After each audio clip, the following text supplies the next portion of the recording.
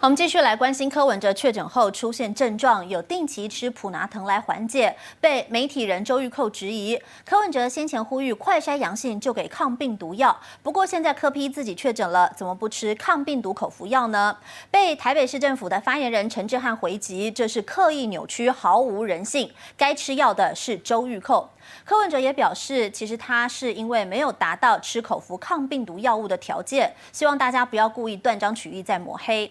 至于他的复原状况如何，在确诊第3天一大早视讯开会时，他还是不断的咳嗽、擤鼻涕。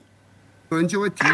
捂起嘴巴咳了咳，柯文哲确诊第3天，一早照常视讯开会，一下咳嗽，一下拿卫生纸狂擤鼻涕。但柯 P 要大家放心，因为自己就是医生，虽然有发烧，但有在吃普拿疼缓解症状。发烧就定期吃普拿疼。但媒体人周玉蔻就质疑。